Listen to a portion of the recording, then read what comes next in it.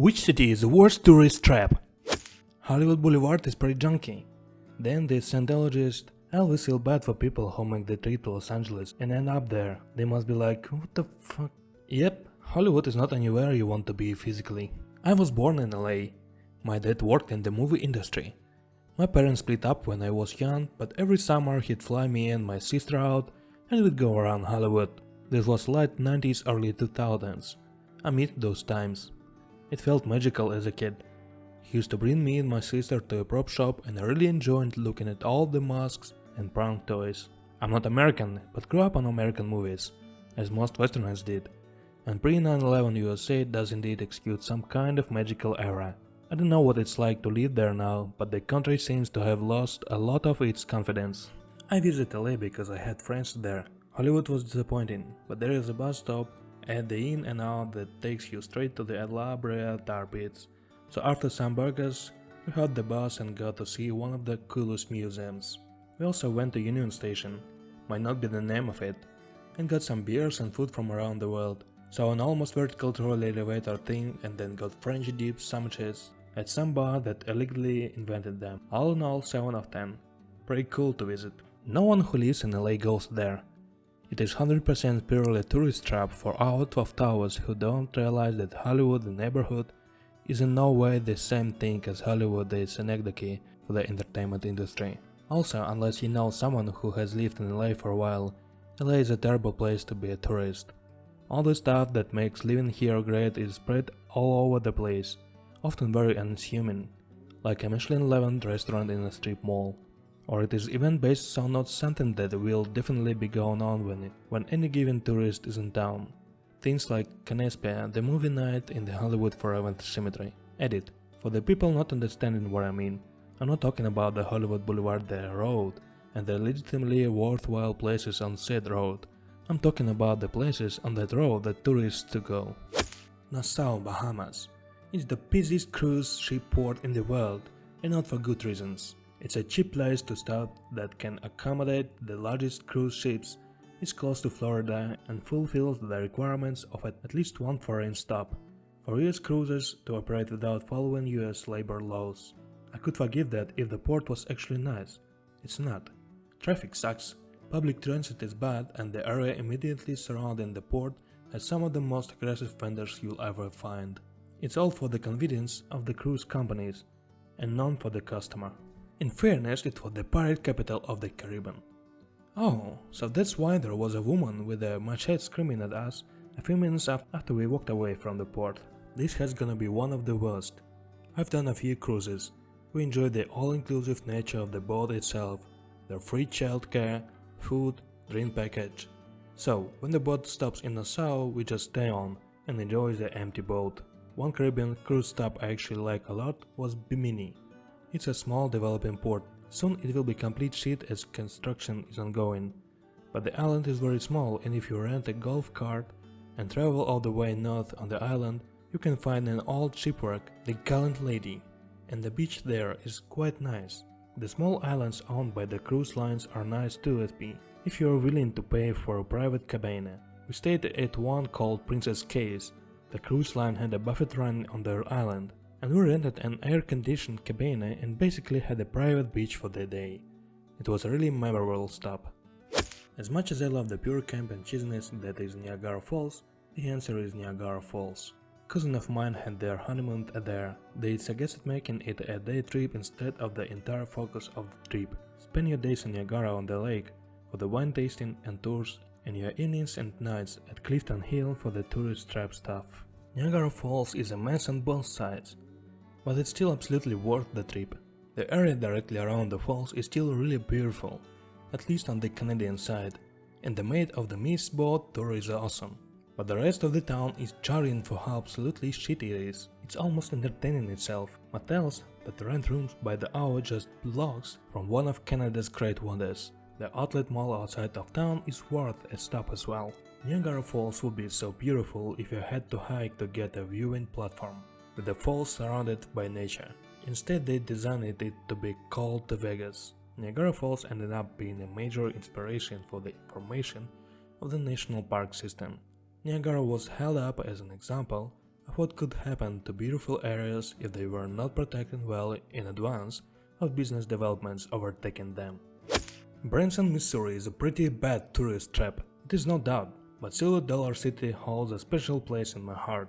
Fundy Vegas is one of the most ridiculous places I've ever seen. At least real Vegas lets me day drink in public and be depraved. Branson just make me want a drink. My friend group always called in Vegas for the homeschool crowd. It's like Vegas, if it was run by Ned Flanders. Growing up, I always kind of regarded Branson as not somewhere I'd ever like to go.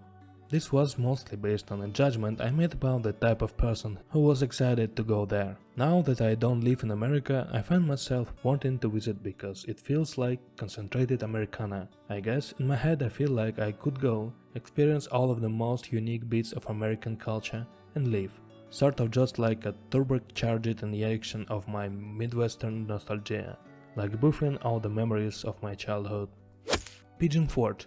I have always wanted to see how pigeons are made. Outside of the strip in Pigeon Forge, Sevierville, and Gettysburg in general, excluding the mini-golf on the side of a hill, which was actually pretty cool, area is truly beautiful. My family went there last year and decided we would return and only do the national park in North Carolina. Pigeon Forge 50 years ago was nothing but a few pancakes houses and the coolest campground with a little Cuban river running through it. We camped there when I was young there. Great memories. Nothing like today. Double T. Cities that people don't like for some reason. Guys, Paris is not fucking tourist trap. If tourists stopped going there, Parisians would be ecstatic. London, San Francisco and Rome are not tourist traps. They are literally global hubs of commerce and the arts. People complain about Paris or Rome or London or San Francisco or New York City etc. Being a tourist trap when their problem with it is actually the exact opposite. People complain that it's a dirty and Parisians are rude. It is those things because Paris is an actual city where people live, not a theme park, but they go expecting the whole city to just be Disneyland where everything is manicured for their enjoyment and everyone they meet is a literal paid extra intent on making their vacation better. I went to Paris once and I loved it. Were people rude to me? Absolutely. Did that ruin the experience? Not at all. Same with New York City. Don't go to places known for rude people and get LPC when the people are rude. You're correct that people go on vacation and expect Disneyland, and then they do a 180 and call it a tourist trap. Ridiculous. I encountered one single rude person in New York City, and that person was almost certainly trying to get attention while my wife and I were trying to get our appearance. Everyone we interact were independent or chill. Had a great time. Yeah, I totally loved Paris when I was there. My ex and I followed a simple route that made all the difference. We didn't go anything that required waiting in line. Instead of going to the most popular museums and attractions, we just spent a week walking around the city, much of it in areas that are seldom frequented by tourists. It's not like you need to go to the Louvre or d'Orsay to see art in Paris. It's beautiful all over the place. We also found Parisians to be much less rude in the areas of the city that aren't catering to tourists, perhaps because they recognized that we were making an effort to enjoy the city beyond what's expected. Anyone who says New York City never bothered to leave Midtown. It's a huge city with a ton going on. But feel free to spend all of your time in Times Square and the 3rd District in Mao. Times Square feels particularly tourist trappy because most locals avoid it like the fucking plague all gospel. But saying the whole city is a tourist trap is wild. Dubai. It shouldn't exist past Bedouin camps. Edit. That came off as harsh, but it would not be a naturally occurring city as it is now without oil. Plastic city full of plastic people, built on a foundation of sand and oil. Plastic is a product of oil after all. Agra, India. Oh my god, yes. I have enjoyed most of my travel in India, but Agra was a dump. It's the Taj Mahal and literally nothing else worth a scene. Unless you're into roaming packs of feral monkeys, piles of trash everywhere, and overly aggressive souvenir merchants, I would recommend Rajasthan instead. There is also the Agra Fort and a ton of other Mughal-era mausoleums, palaces, mosques and temples. It was the capital of what was once the richest nation on earth. My American friend came to Australia a few years ago. She said she didn't want to see the opera house and the harbor area because it was a tourist trap. I had no idea what she meant. I've been to Hollywood, I guess that's what she meant. I don't think we really have what I'd consider tourist traps in Australia. We just have nice places that tourists visit. We just got back from a fabulous week in Sydney, followed by a 2 weeks New Zealand cruise. TH and I both agree that the week in Sydney was better than the cruise. We stayed right in the harbour area, loved the water taxis, the Royal Garden and the Opera House. No street peddlers or hawkers, and we felt very safe. Your American friend missed out big time. Thank you for watching and see you next video.